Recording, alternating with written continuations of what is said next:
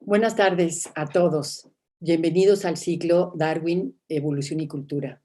Yo soy Ana Barahona y tengo el gusto de presentar la ponencia de hoy sobre evolución y medicina. Pero antes de eso quisiera comentarles, sobre todo por aquellos que no han podido acompañarnos en los 2 días anteriores, que el 12 de febrero se conmemora el aniversario de Charles Darwin, mejor conocido por haber planteado la evolución biológica en su libro El origen de las especies, el cual se publicó en noviembre de 1859.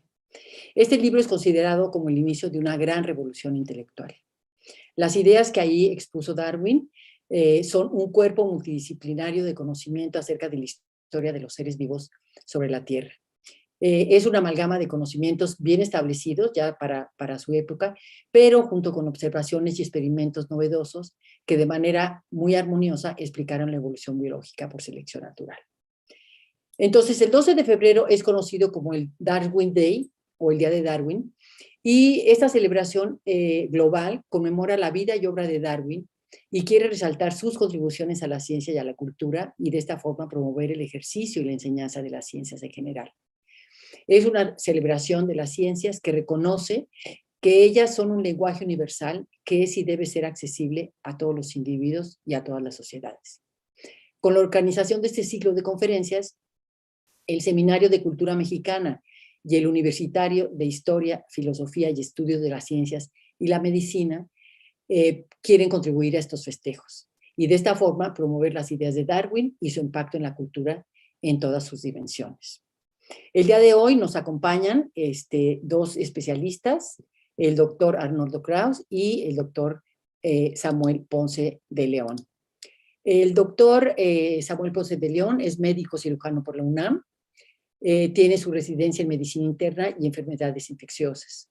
Realizó su maestría en ciencias en epidemiología hospitalaria y calidad de la atención médica por la Universidad de Virginia en Estados Unidos. Es investigador nivel 3 del Sistema Nacional de Investigadores. Actualmente dentro del UNAM es profesor de la Facultad de Medicina, y aquí viene lo más importante, que es el jefe del Laboratorio de Microbioma y coordinador del Programa Universitario de Investigación en Salud. Es también coordinador de la Red del Plan Universitario de Control de Resistencias Antimicrobiana y también coordinador de la Comisión de Respuesta a la Epidemia de COVID-19 de la UNAM. Nos da muchísimo gusto recibir al doctor Ponce. Por su lado, el doctor Arnoldo Kraus es médico y ejerce la medicina privada. Es profesor de la Facultad de Medicina de la UNAM, miembro del Colegio de Bioética y miembro del Seminario de Cultura Mexicana. Es también escritor y cada semana publica en el Universal y cada mes en la revista Nexos unos artículos sumamente amenos, son altamente recomendables. Ha publicado en otras revistas como Letras Libres, Este País, Revista del UNAM y muchísimas más. Junto con Vicente Rojo, en el 2017, ambas editoriales, Sexto Piso y la Secretaría de Cultura, crearon una caja intitulada Apologías, que contiene la obra mencionada, así como Apología del lápiz, Apología del libro y Apología de las cosas. En el 2019 publicó La morada infinita, Pensar la vida, Entender la muerte. Y ya más recientemente publicó la Apología de mi bitácora y tiene en prensa 2 libros, Apología de la morada con Vicente Rojo y Suicidio. También tiene en prensa es coordinador de un libro que está por salir ya pronto en Random House sobre el libro de Potter y la bioética, en el cual participamos muchos miembros del seminario universitario. Bueno, pues sin más, le doy la palabra al doctor Samuel y al doctor Arnoldo y comenzamos.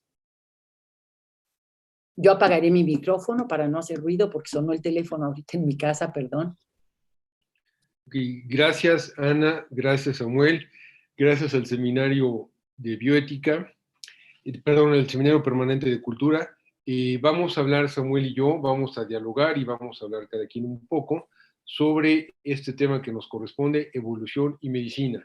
Yo haré una introducción de 2 minutos, Samuel hará lo propio, Posteriormente yo hablaré un poco menos de 20 minutos, Samuel hará lo propio y dejaremos algún tiempo para preguntas.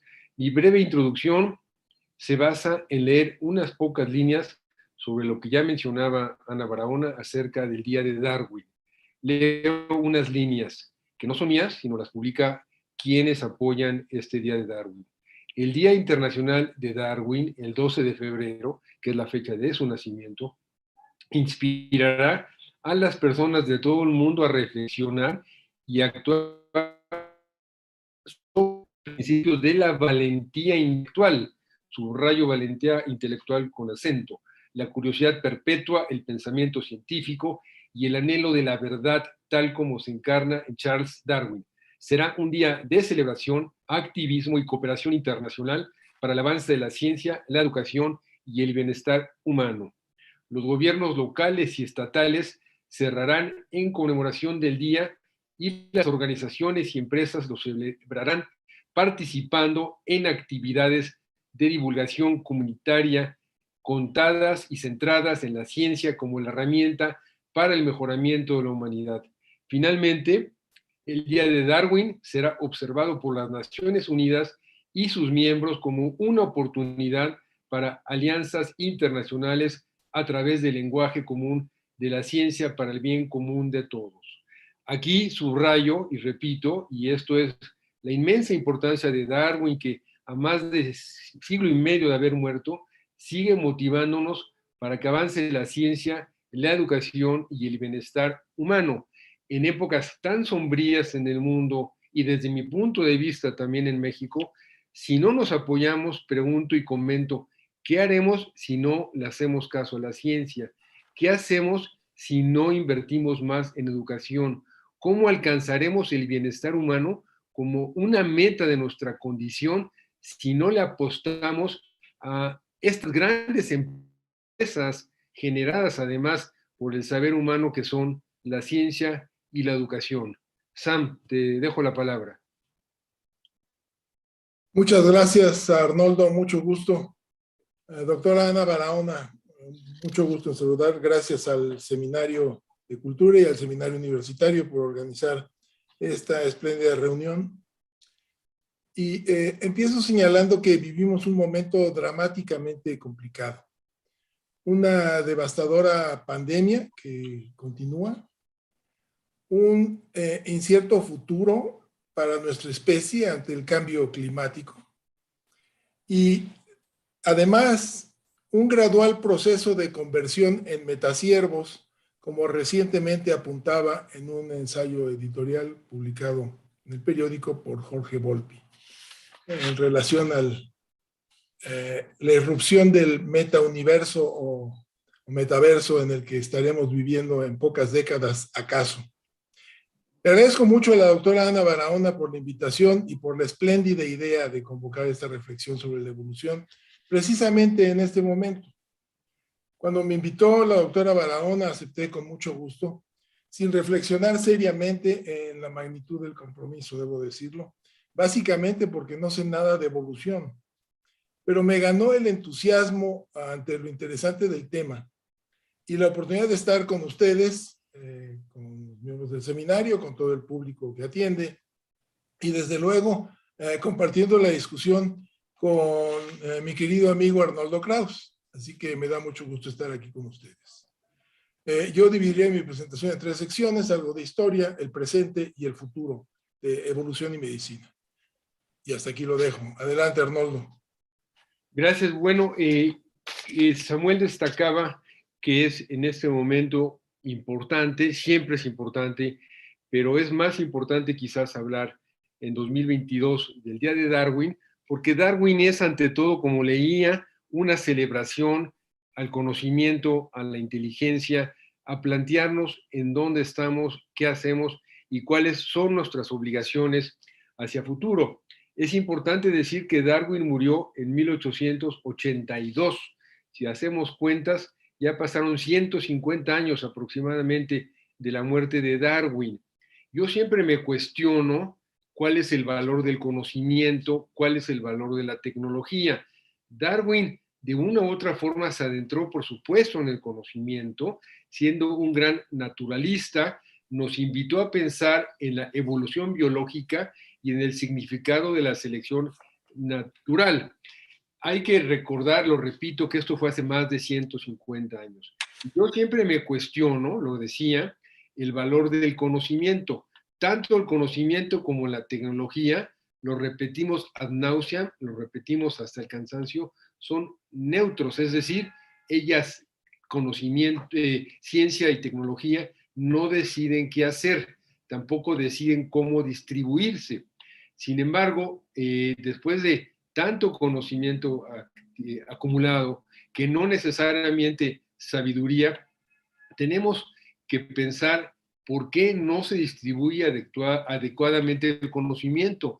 A mí me encantaría saber qué es lo que hubiese pensado Darwin actualmente si tuviese acceso a lo que es el mundo de hoy, al mundo cotidiano, al mundo de tantas desigualdades, porque como decía un premio Nobel, Stiglitz, no hace mucho, en una contraportada de sus libros, él decía, el 99% de la población tiene lo que tiene el 1%, lo cual habla, él habla de dinero, él habla de poder económico, pero si yo traslapo esa información a la utilización del conocimiento, habiendo dicho que es neutro y habiendo subrayado que el conocimiento, la tecnología y la ciencia no deciden como tal, ¿por qué? Y esta es una de las grandes preguntas que tienen que ver con Darwin indirectamente, ¿por qué el conocimiento no se ha distribuido en forma equitativa?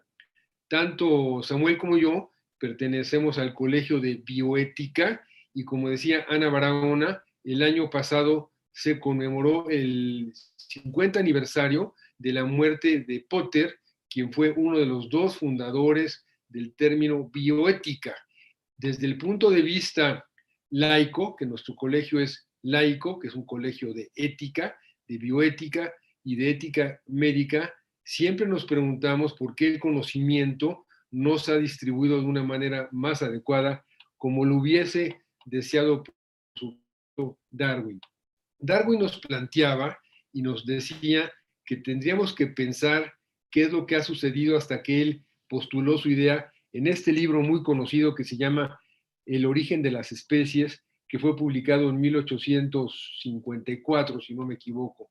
Libro en que basó todos sus conocimientos sobre la evolución biológica, es en 59, perdón, ya recordé, en 1859, que basó este libro, El origen de las especies, en lo que él había acumulado de sus saberes en cuanto a la selección natural y la evolución biológica.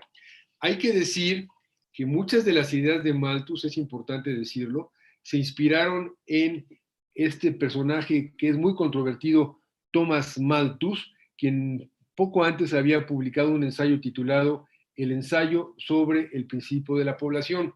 Malthus sostenía que el mundo no daba suficiente, es decir, en cuanto a tierra, alimentos, agua, para que creciese ilimitadamente la población y se planteaba la necesidad o la idea de que quizás las guerras, por supuesto una idea equivocada, podría ser la solución para limitar el crecimiento de la población, de lo cual también nos hablaba de una u otra forma Malthus cuando hablaba de la evolución biológica y de la selección natural.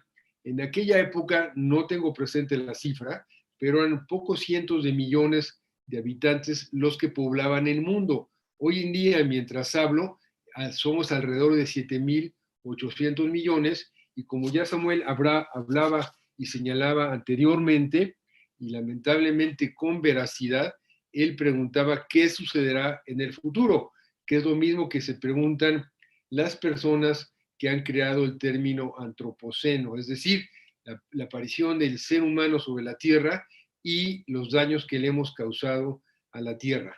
Todo esto no pertenece a la evolución a la cual se refería Darwin, sino a su contraparte, cierta involución, de la cual, por supuesto, somos los responsables, los seres humanos, con nuestros quehaceres inadecuados y con la sobrepoblación de la Tierra. y por supuesto, con lo que ya señalaba, ya hay 1000 formas de señalarlo, la mala distribución del conocimiento deviene mala distribución del poder, la mala distribución del poder deviene el uso inadecuado de lo que debería ser correcto, como lo señalan los creadores del Día de Darwin, en donde subrayo otra vez, hablaban, hay que hacer que avance la ciencia, hay que procurar que avance la educación, si no, no hay otra forma de que se consiga el bienestar humano. Hablar de bienestar humano tiene que ver con conceptos de evolución, por supuesto, tiene que ver con conceptos de evolución.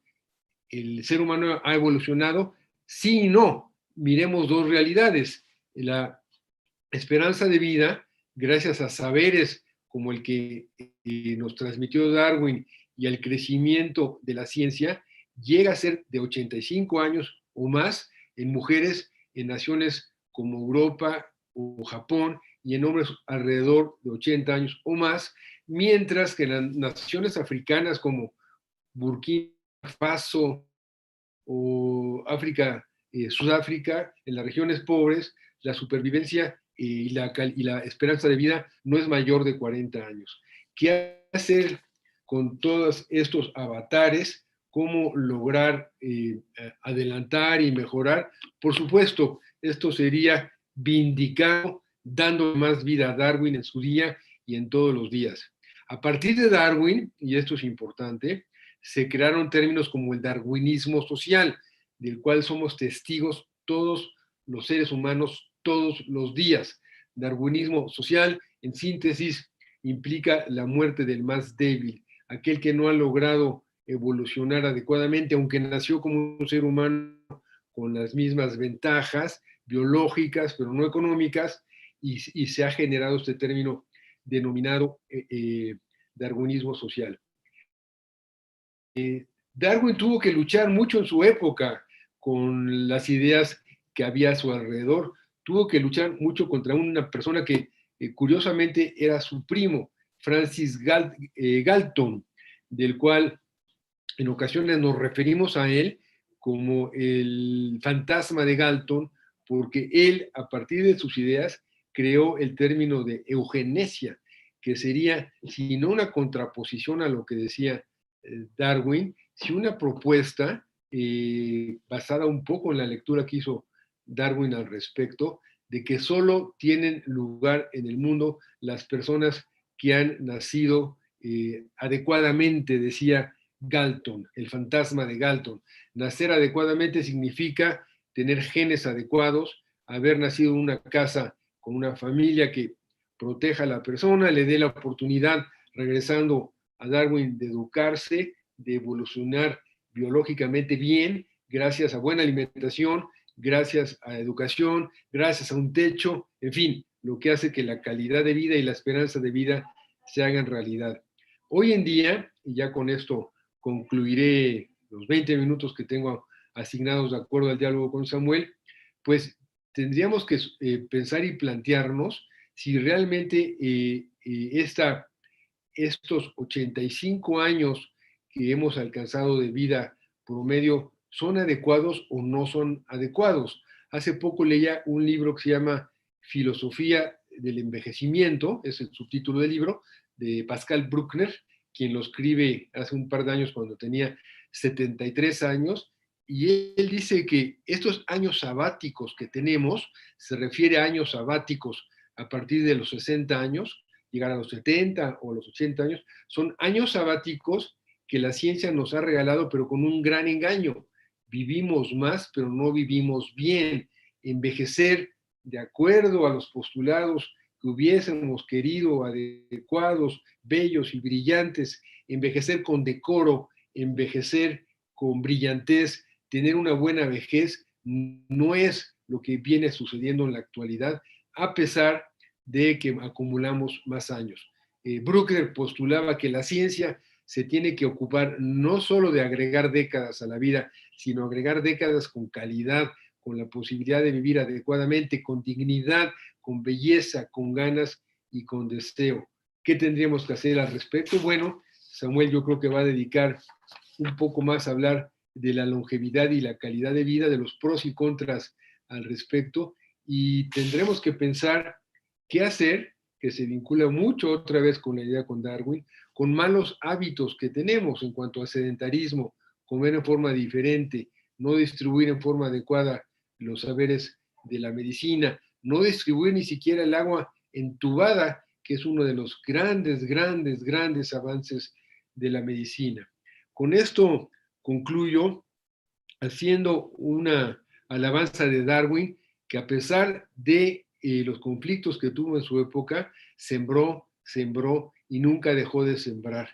La duda, que es un concepto muy brechtiano de Bertolt Brecht, es un concepto fantástico. Él tiene un gran poema que se llama Loa la duda, en donde nos invita a dudar, a preguntar, a movernos y no quedarnos donde estamos. Eso hizo Darwin hace 150 años y por eso el homenaje que le brindamos gracias a la gentil invitación y coordinación de Ana Barahona.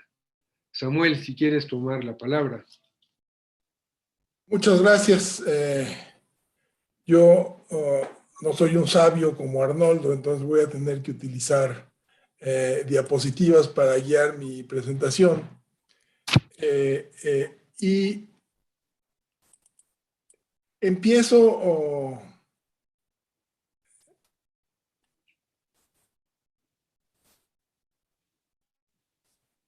recordando que pues, Charles Darwin no fue médico, aunque pensó serlo en algún momento. Dejó los estudios de medicina en el primer año.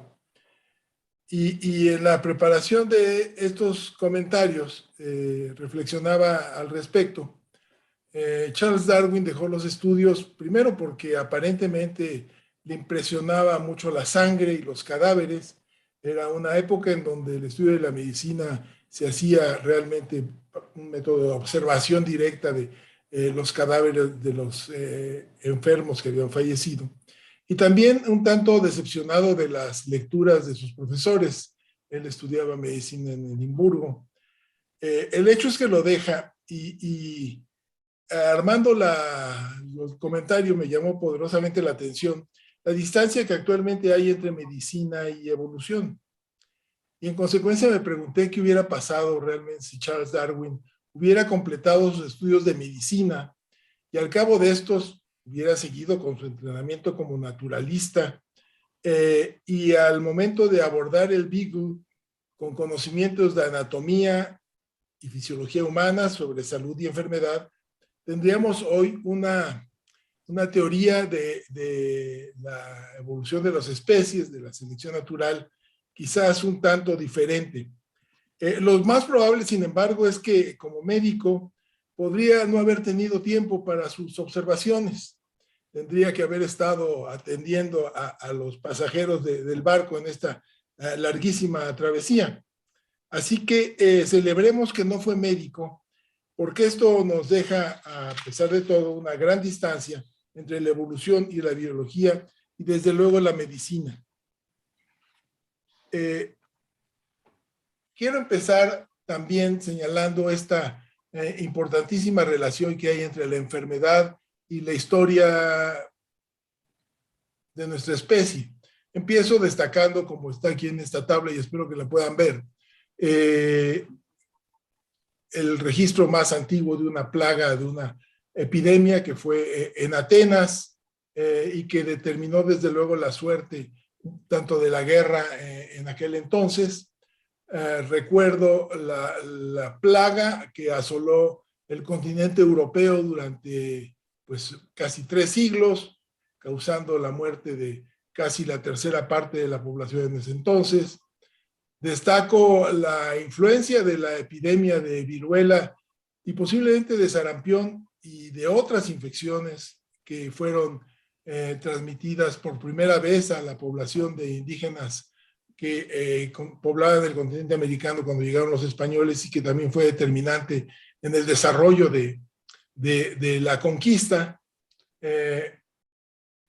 Muchos de ustedes han oído hablar de la fiebre amarilla, como fue determinante también para desarrollar proyectos importantísimos ante la limitación que tenían los cuerpos de ingenieros, por ejemplo, para construir el Canal de Panamá.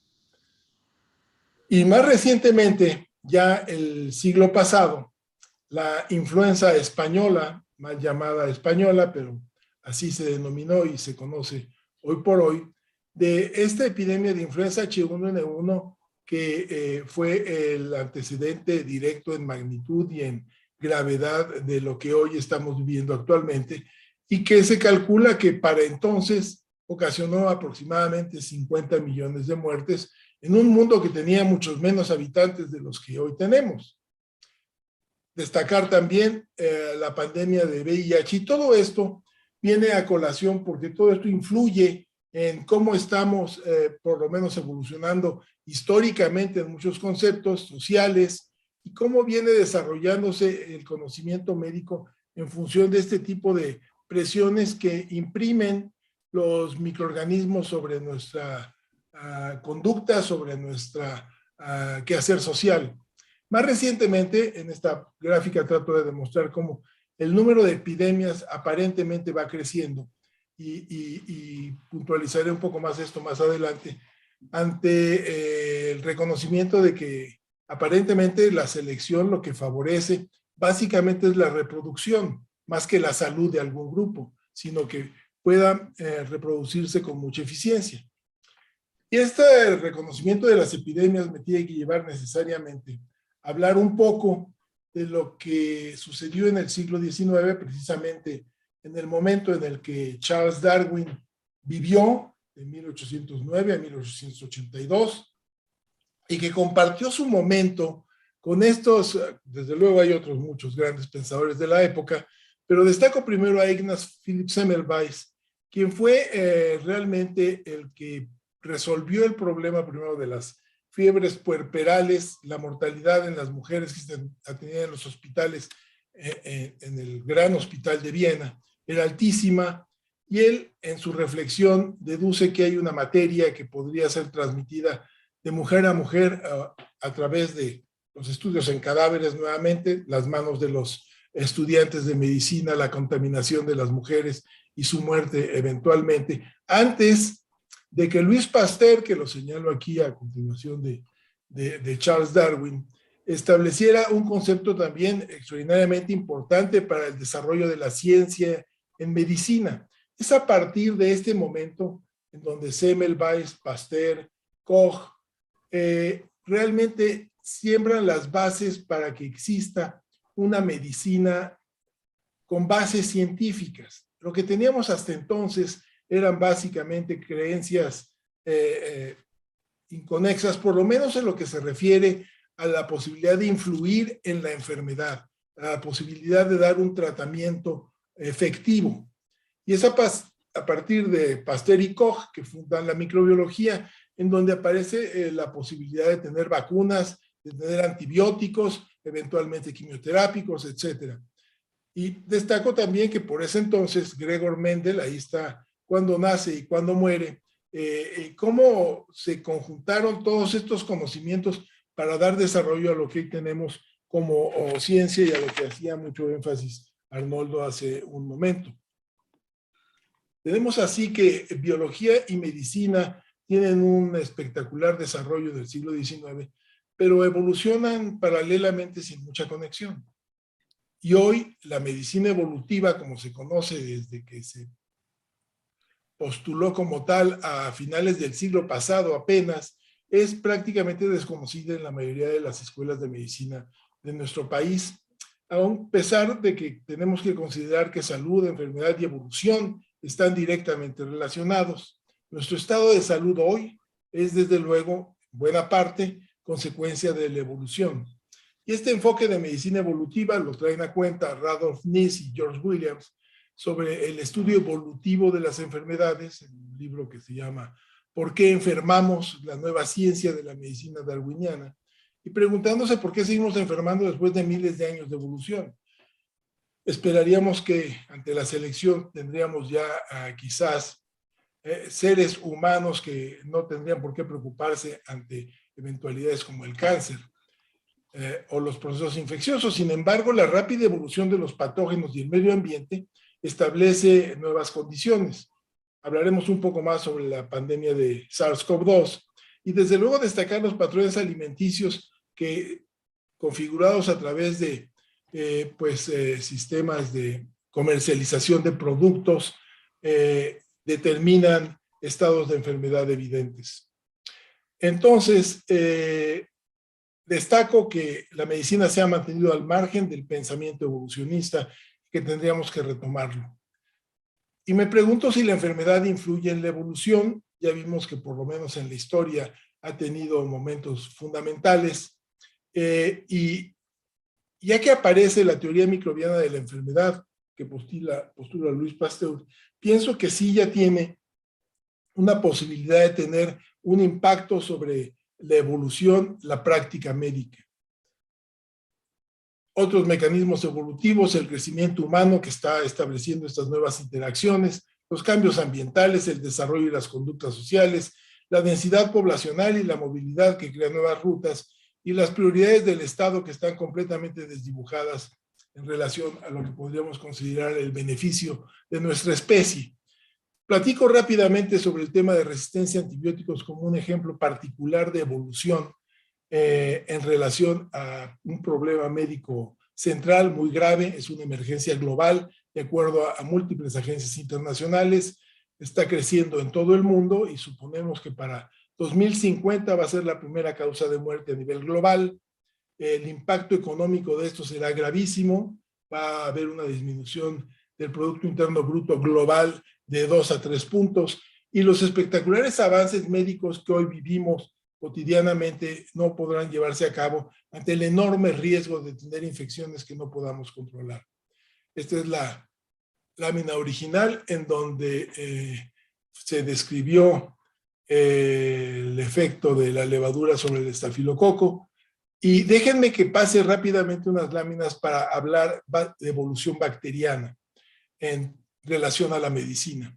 Esta es una enorme placa de gelatina en donde crecen las bacterias y en donde en las diferentes secciones de afuera para adentro se fueron agregando concentraciones de antibióticos, de un antibiótico a la que es sensible la bacteria que se colocó.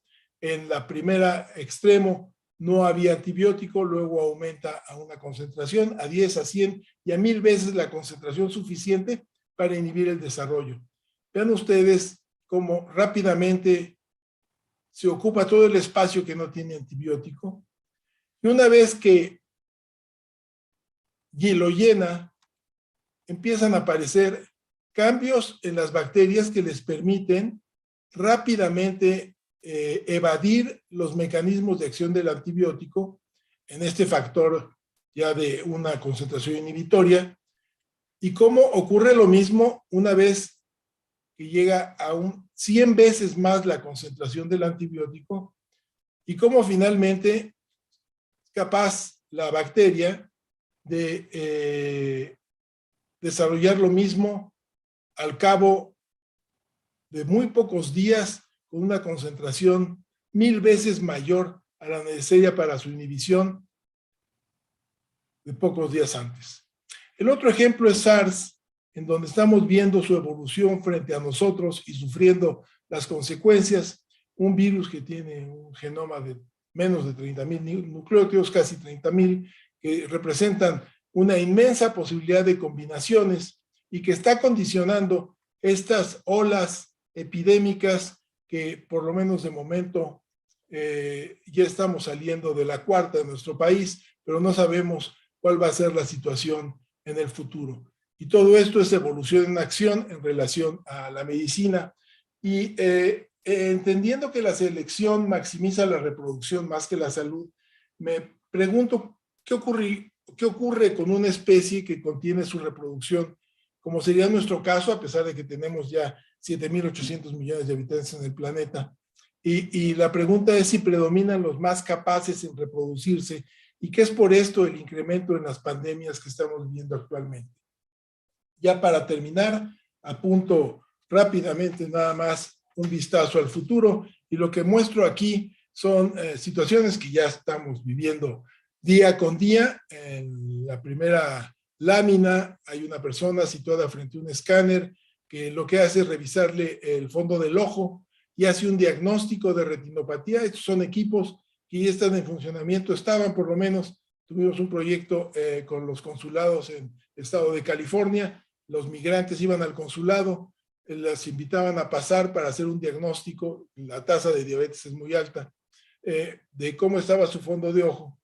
El equipo hace todo el diagnóstico de su retinopatía y salía con una recomendación inmediatamente para si él estaba en San José, a qué oftalmólogo podía ver ahí participantes del programa.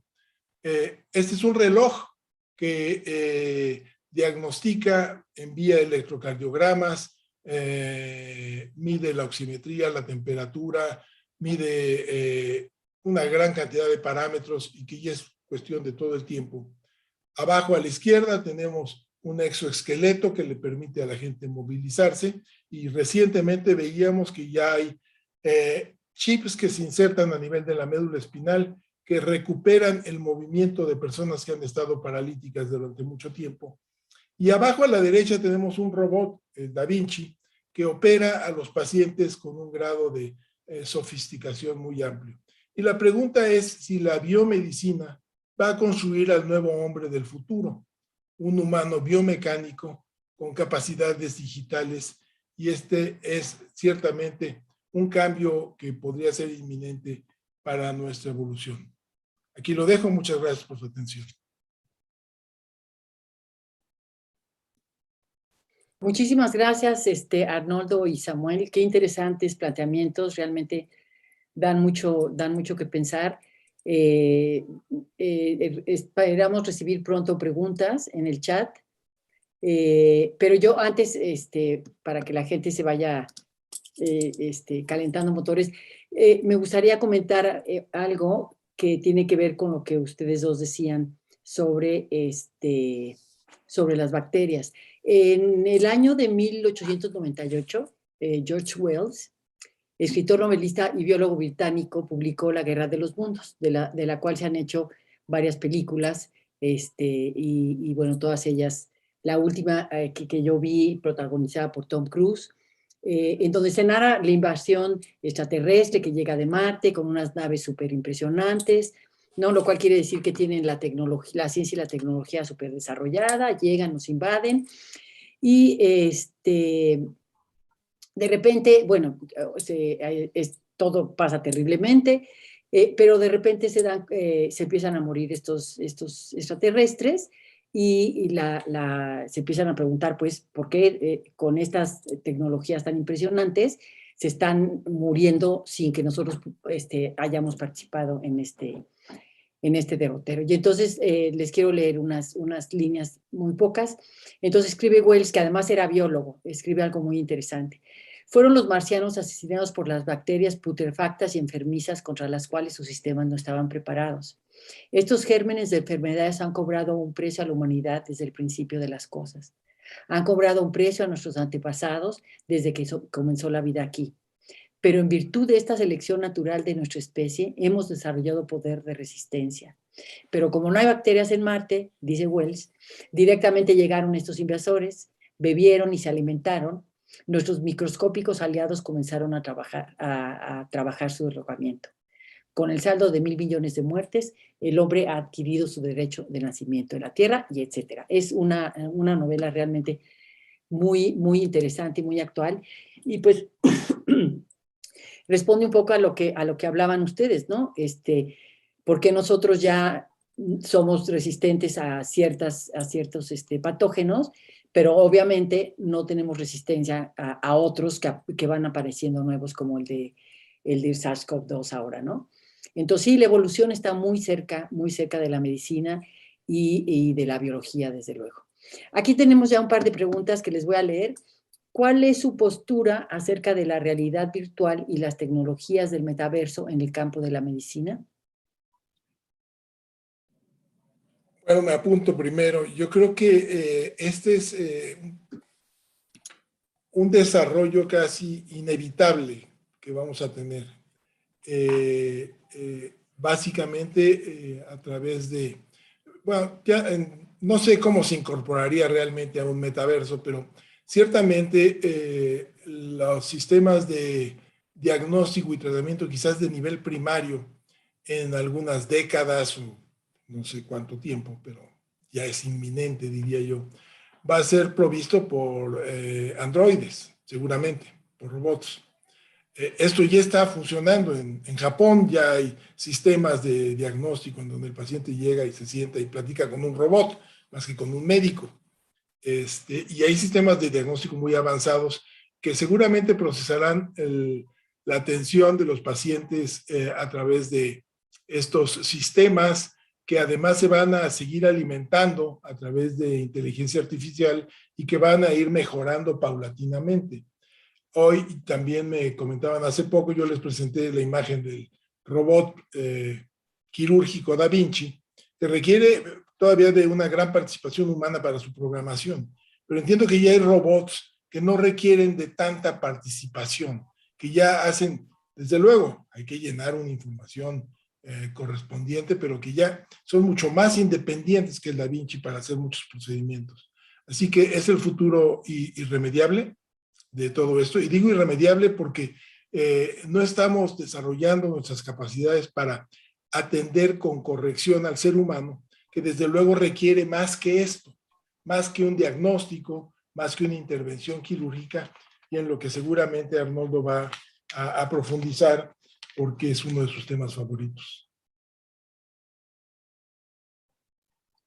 Bueno, yo agregaría lo que dijo Samuel, y pues no creo que nos escapemos a las posturas que dijo Darwin. Darwin ya no fue testigo de todo esto. Hay otros Darwins. Y caray, no sé si ya mi visión sea un tanto antidiluviana, pero Samuel empezó a hablar un poco de inteligencia artificial, que no es ya los libros de Huxley, ni de Orwell, ni nadie de ellos, ya no son. Son realidades actuales. Pues hemos creado incontables modelos de inteligencia artificial. En la medicina son una realidad tremenda. Samuel habló de del Da Vinci, pero hay repartidores de medicamentos, hay diagnósticos de patología en inteligencia artificial, hay lecturas de exámenes de laboratorio por inteligencia artificial, etcétera. Todo se está creciendo en forma geométrica, no aritmética. El problema ahí, que para mí sí es problema, quizás porque hablando de medicina y evolución y el valor de la medicina, yo creo firmemente en lo que es la relación con la persona, el mirar, escuchar, saber, tocar. Tenemos que preguntarnos qué pasará con cualidades tan médicas como la empatía, como lo que es la transferencia, que eso va a desaparecer con los robots. No creo que vaya a haber robots empáticos ni robots que se enteren de lo que tiene el significado de la transferencia desde el punto de vista freudiano, lacaniano, etc. Sin embargo, esto es una realidad. Hay que tratar de conciliar las realidades con la actualidad, pero de que el mundo de hoy no es el mundo de Darwin, no podría hablar, es correcto. De que el mundo del 2050, si sigue existiendo el mundo, me refiero pues a quién no quieren, a Bolsonaro, a Putin, pues también digamos a Biden, pues si sigue existiendo el mundo y no nos matan las bacterias de las cuales habló Samuel, pues también los robots serán ya parte de la realidad. Samuel decía lo de Japón, pero en Japón también en muchos hoteles ya te atienden robots, los meseros son robots, y los servidores sexuales son una realidad tremenda, como se puede leer en muchas novelas que ya no son de ficción, ya son realidad. Y caray, pues a mí sí me da un poco de temor qué va a pasar con la especie humana tal y como la conocemos. ¿Cambiaremos? Sí, tiene que ver con el antropoceno en forma global, que es la destrucción de nuestra casa y de ahí la emergencia de un nuevo ser humano. Sí. Samuel, creo que ojalá me quieras contradecir. No contradecirte, pero complementar básicamente que efectivamente será muy difícil tener un androide empático, pero posiblemente sí, ya que estamos hablando de ficción un poco, todavía un poco de ficción, aunque casi todo esto es realidad, traería a colación las leyes de la robótica de Isaac Asimov, que llevan finalmente a tener en algunas de sus historias androides que son empáticos con los humanos. Entonces, es sumamente interesante todo el concepto, pero habla de una distancia todavía mucho mayor, de 2050 o 2100. Muchas gracias. Aquí tenemos ya un par de preguntas más. La hipertensión arterial y el sobrepeso parecen reflejar ventajas evolutivas, la acumulación de sal ante la sequía y una fuente de energía en edad avanzada. Respectivamente, ¿qué piensan al respecto? Bueno, yo diría que quizás representaron ventajas evolutivas en algún momento, cuando el ser humano era un recolector de alimentos y no se había asentado ya con cultivos. Este tipo de situaciones podrían representar alguna ventaja. No lo es más ya, porque ahora vivimos sedentariamente y tenemos el agua, ya hablaba Arnoldo, del agua intubada. Entonces no tenemos que recorrer 20 kilómetros para encontrar la fuente de agua y tampoco los alimentos. Así que aquí es un poco donde nos gana la velocidad de la evolución, en donde socialmente se modifica y nosotros como una especie animal tenemos una lentitud evolutiva, diría yo, ante esto, que ocasiona situaciones de enfermedad.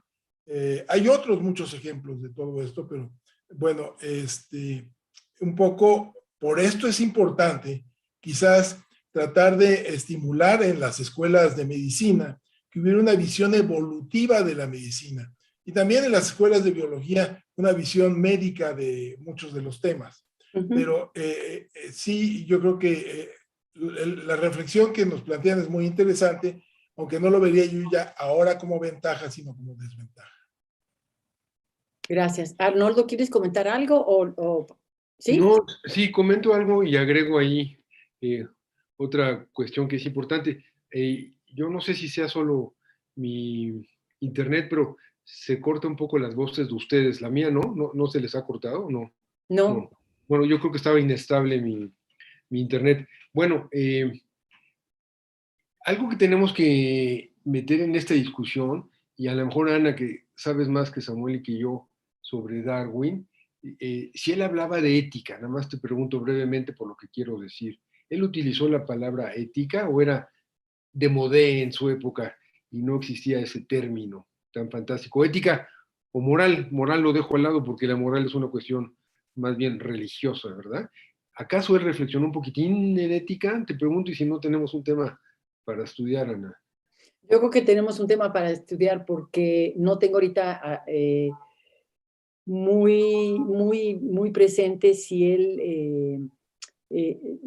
desde luego que hubo discusiones en su época acerca de si los seres humanos o si los individuos, la especie humana evolucionaba igual, ¿no? Él tuvo una discusión muy grande con Wallace, porque Wallace, a pesar de pensar evolutivamente los procesos naturales, pensaba que en el caso de los humanos era completamente diferente, que nosotros no habíamos sido productos de este proceso de largo aliento.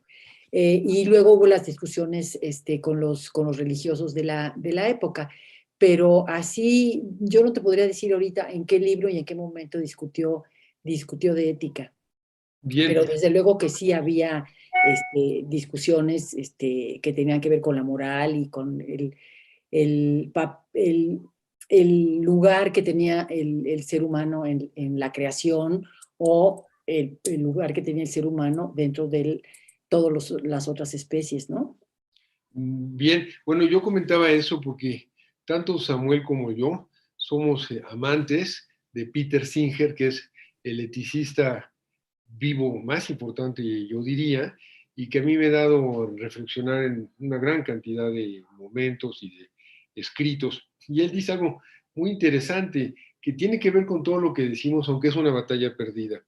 Él decía que hay un divorcio grande entre ciencia y entre ética, que lo mismo luego quizás lo retome hablando del libro fantástico Las dos culturas de C.P. Snow, este libro que muchos de nosotros conocemos, pero Singer planteaba algo muy interesante. Él decía que en una balanza donde hay dos platos, hay que poner en el plato derecho todo lo que significa el conocimiento y la ciencia, y en el plato izquierdo lo que es la ética.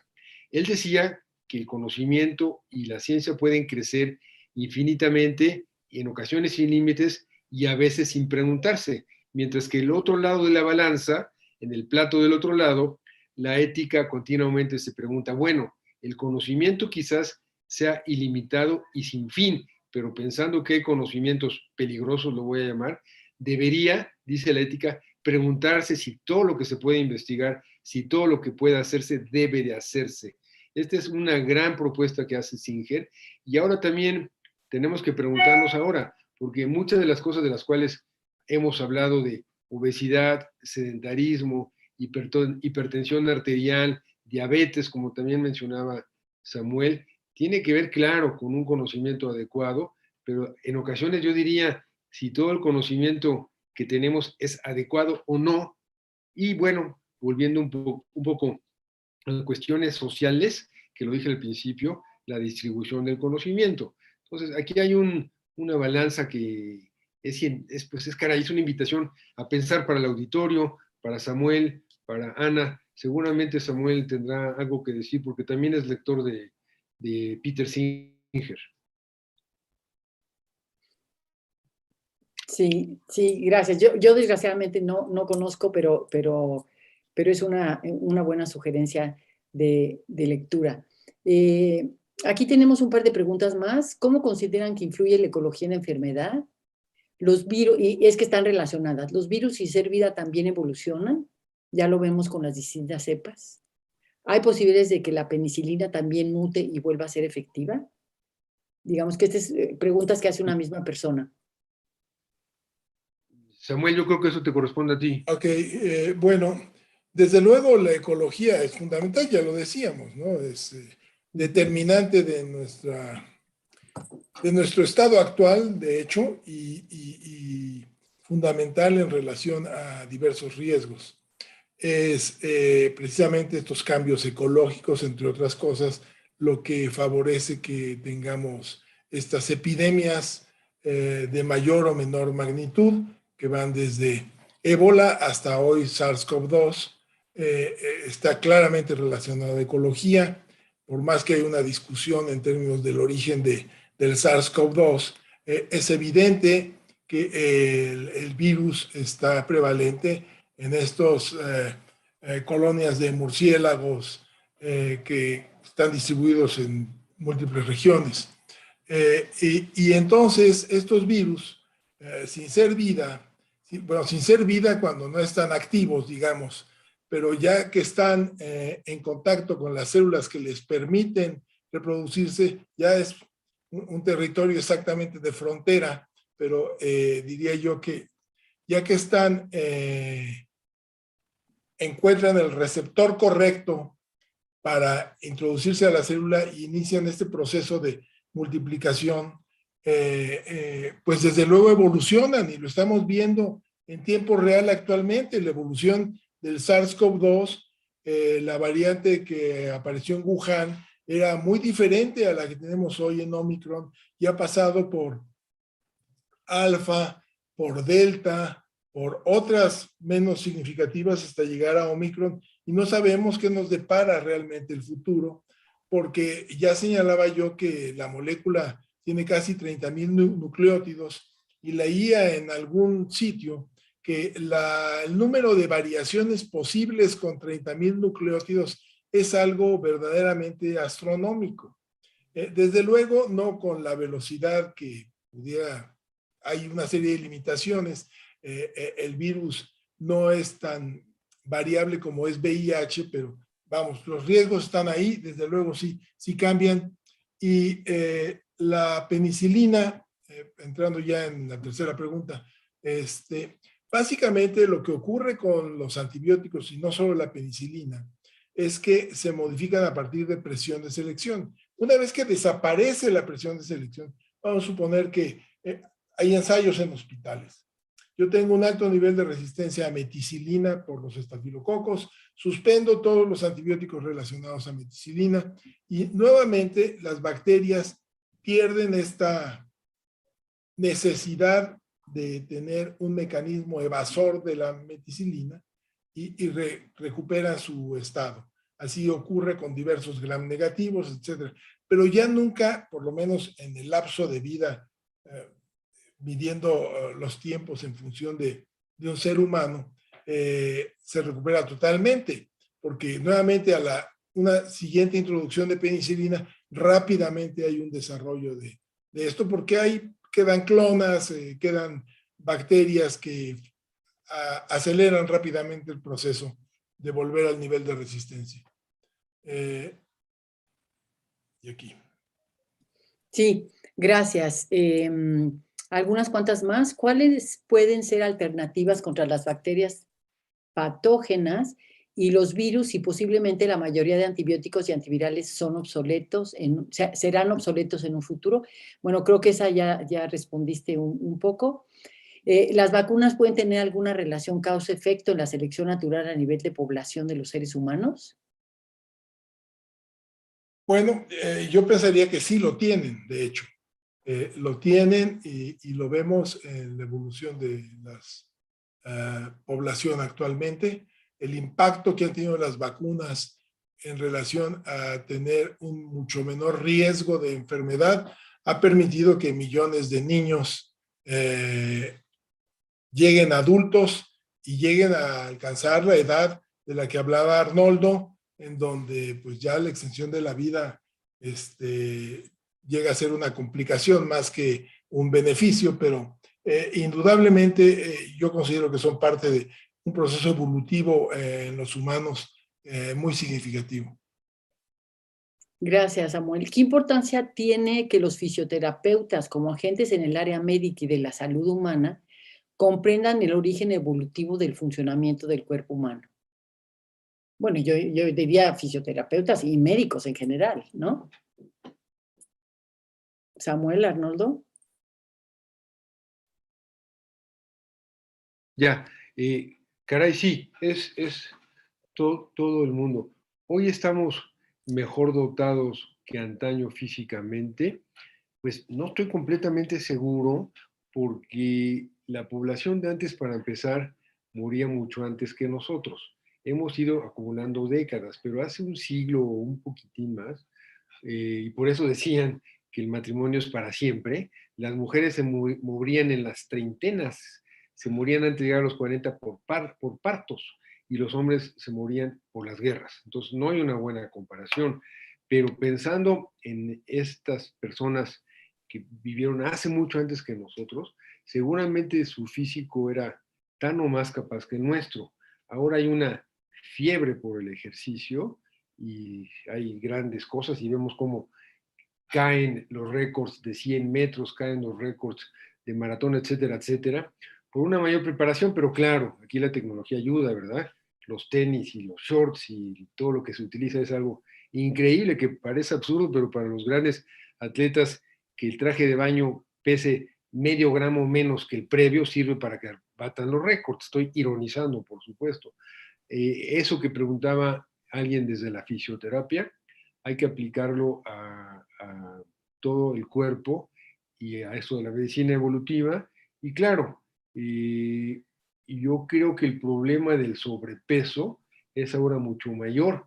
Agreguemos el problema de inhalar partículas contaminantes. ¿Cuánta gente muere por partículas contaminantes? Parece que junto con las muertes por bacterias, como decía Samuel, va a ser de las principales causas del mundo. Ya creo que mueren 10 millones de personas al año por inhalar partículas contaminantes, y de ahí que el cuerpo de hoy tiene ventajas y desventajas en relación al cuerpo de hace 50 o 100 años. No tengo una respuesta precisa por esta serie de variables que no sé cómo desglosar, definir. Y si puedo apuntar yo, básicamente, yo creo que es fundamental que sí hubiera un conocimiento por parte de todo el equipo de salud en relación a medicina evolutiva, porque amplía nuestro horizonte de conocimiento. Por citar un ejemplo, el cáncer de útero y cáncer de mama, que es ahora mucho más frecuente en mujeres de lo que era hace algunos cientos de años, posiblemente, no estamos de alguna manera especulando. Pero lo que pasa es que ya señalaba el tiempo de vida de las mujeres y además se mantenían embarazadas las mujeres.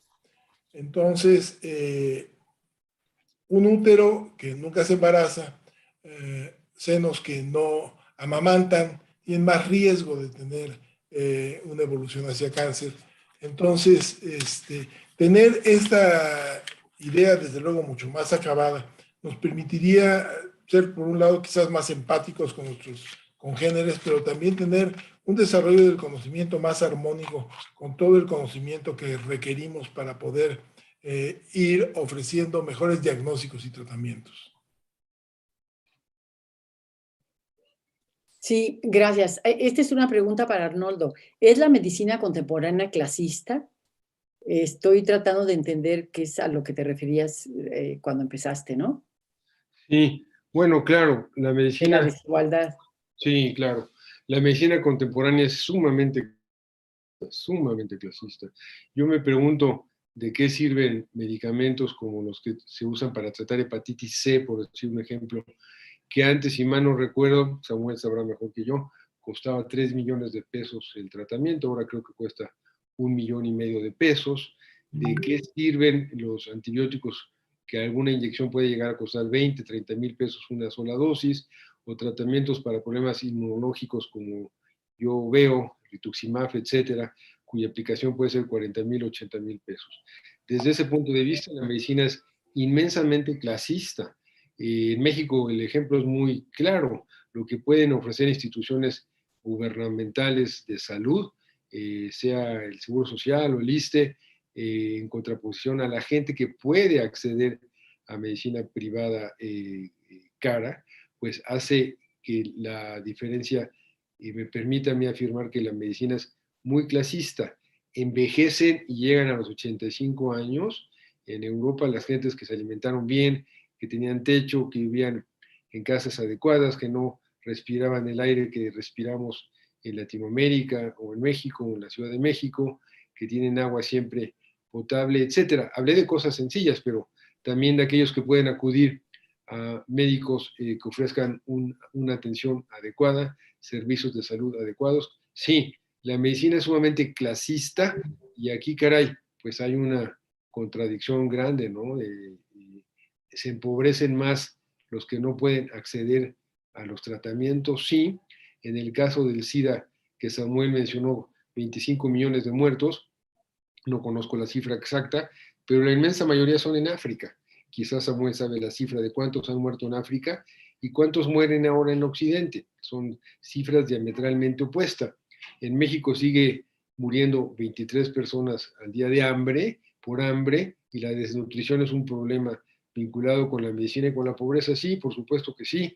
Yo me la paso repitiendo que el peor binomio al que nos enfrentamos los médicos es el binomio de pobreza y enfermedad.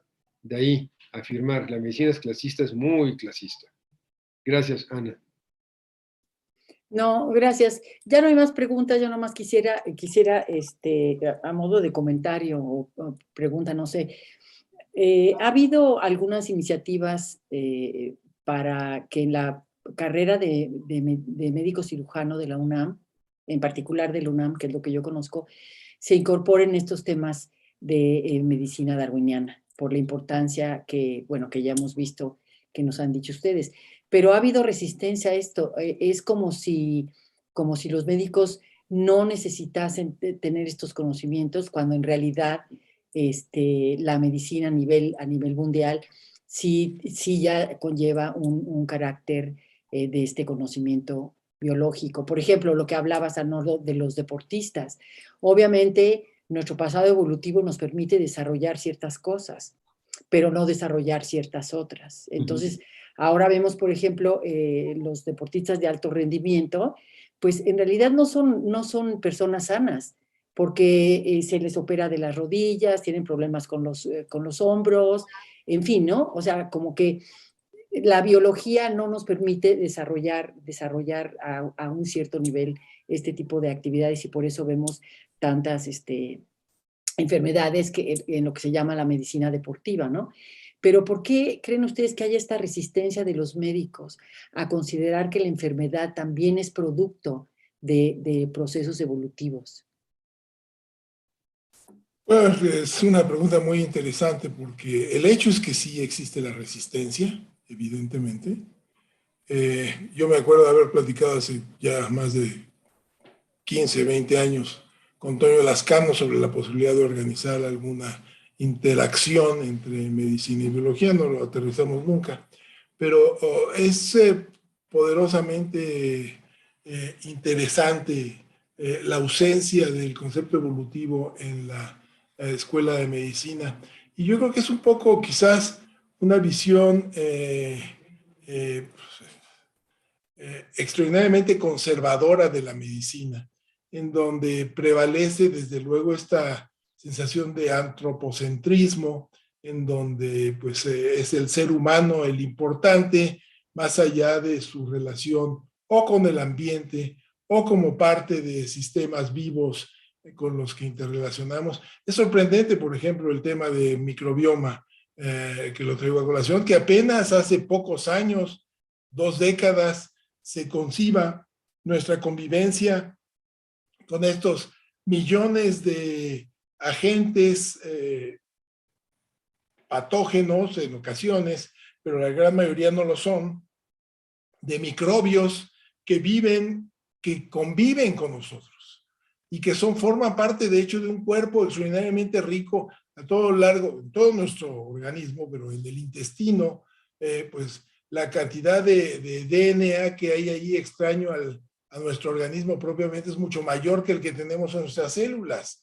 Y hay un sistema de comunicación entre estos microorganismos y nuestro sistema nervioso central. Ya se han identificado vías de señalización y todo esto, y cómo esto determina patrones de enfermedad, incluso riesgos de obesidad, diabetes, etcétera, muchas cosas que vamos reconociendo y que vamos a reconocerle la existencia de estas relaciones da pie para mantener un proyecto que sería, yo creo que fundamental y muy interesante en las escuelas de medicina en relación a medicina evolucionista. Sí, yo también me recuerdo que hace no tantos años, un poco menos, creo que alrededor del 2009, justamente Lascano organizó en la Facultad de Medicina un ciclo de conferencias de medicina darwiniana. Vinieron algunas gentes de fuera, hubo mucha gente, pero ya después no pasó nada. Entonces sí ha habido esfuerzos, recientemente sé de otra iniciativa del doctor Sarucán, pero como que sí, los médicos son muy resistentes a este tipo de nuevos desarrollos, no sé, filosóficos, la forma de ver incluso al paciente, a la medicina, ¿no? A la humanidad. Arnoldo, ¿quieres decir algo? No te No oímos. tiene, Perdón. La realidad es que la medicina contemporánea se rinde ante la tecnología. Entonces, todo lo que estábamos ahora diciendo, que es un poco filosofar sobre la medicina, vamos perdiendo porque la medicina actual, la que aprenden los jóvenes, la que se ejerce en los hospitales, se rinde a la diosa tecnología, no a saberes e inquietudes como las que estaban planteando en este momento, tanto tú, Ana, como Samuel. Y ahí es una batalla perdida porque la tecnología es una gran diosa. De repente digo que es una gran prostituta, es maravillosa y a la vez, y a la vez es incomodísimo lo que sucede, y no tengo nada en contra de las prostitutas, nada, absolutamente. Pero todo esto ya no nos hace pensar a los médicos más allá del paciente que está enfrente de nosotros, lo cual, caray, es interesante recordar que en la vieja Grecia, después de los filósofos, en quienes más se confiaba en los médicos, porque los médicos escuchaban y sabían quién era cada persona. Solo estaban por abajo de los filósofos, los médicos, en el aprecio de la comunidad. Ahora yo creo que el aprecio hacia los médicos va en picada, va en decadencia cada vez más, porque el médico se ha convertido en un instrumento del poder. El poder le llamo a los hospitales privados, a los seguros médicos, al aspecto radiológico, a obtener una serie de prebendas ocultas por usar tecnologías, etcétera, etcétera. Hay que reformar un poco el concepto de medicina, sí, no creo que se vaya a poder. Vivimos, como decía Bauman, tiempos líquidos de todo, tiempos líquidos de amistad, de sabiduría, de amor, de relaciones interpersonales. Pues yo creo que la batalla por el saber se está perdiendo, hemos perdido la sabiduría y nos hemos quedado con información y conocimiento, como dice el poema de T.S. Eliot, donde quedó la información que hemos perdido con el conocimiento y dónde quedó la sabiduría que hemos perdido con la información y el conocimiento. ¿Perdemos las batallas? Sí, perdemos las batallas. Pues muchísimas gracias. Si no tienen nada más que decir, no se les pregunto, Samuel y Arnoldo. Yo creo que ha sido un cierre espectacular. Sí. ¿Sí? Entonces, pues les agradecemos nuevamente a los ponentes por estos minutos y por estas reflexiones que nos hacen ver la importancia y la actualidad del pensamiento de Darwin. Y efectivamente, si pensamos que la medicina darwiniana se establece como tal a partir de la publicación de Nessie Williams en los años 70, pues es una disciplina relativamente reciente, pero no por ello debemos de quitar el dedo del renglón de que estos temas tienen que ser incluidos de alguna u otra forma rápidamente en el pensamiento médico, sobre todo en el pensamiento médico aquí en México. Entonces agradezco a nombre de los dos seminarios su participación y también agradecemos a todas las corresponsalías del Seminario de Cultura Mexicana que nos acompañan el día de hoy, a todos los no sé si decir cibernautas o los que nos han acompañado en este canal de YouTube que tiene el seminario. Y recordarles que mañana es la última charla que dará el doctor Antonio Lascano sobre evolución y literatura, que es otro gran tema que es muy interesante, porque como decíamos en un principio, pues realmente la revolución de Darwin fue una revolución intelectual que impactó a toda la sociedad y en general a la cultura. No me queda más que invitarlos entonces a mañana y les damos las gracias y buenas tardes a todos. Muchas gracias, Ana. Saludos, Arnoldo. Saludos Gracias, a todos. Juan. Saludos, gracias a Saludos, todos. un abrazo.